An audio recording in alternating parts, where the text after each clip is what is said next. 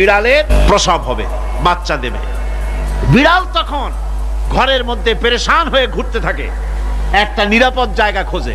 প্রসব করার 2-3 দিন আগের থেকে খুঁজতে থাকে তার জন্য নিরাপদ জায়গা কোনটা। এরপরে খুঁজতে খুঁজতে প্রসবের দিন সে সত্যিকারের ঘরের মধ্যে সবচেয়ে কোনা কানা জায়গা যেটা, সেই রকমের একটা নিরাপদ জায়গা সে বেছে নিল। এরপরে বাচ্চা হলো।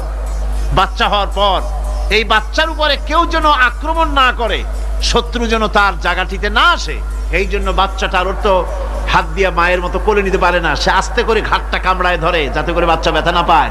ওইভাবে করে ঘাড় কামড়ায় ধরে আজকে এই সিঁড়ির নিচে, কালকে ওই খাটের নিচে, পরশুদিন এই আলমারির কোনায়, এইভাবে বাচ্চাগুলি সরায় সরায় রেখে বাচ্চাকে প্রতিপালন করে। এই বিড়ালের হেদায়েত দিলটা কে? যিনি দিলেন তার নাম রব, তিনি হচ্ছেন রব্বুল আলামিন। সন্তান প্রতিপালনের ব্যবস্থা শুধু দুনিয়ার মানুষকেই দেন নাই, প্রাণী জগৎকেও দিয়েছেন। সুবহানাল্লাহ।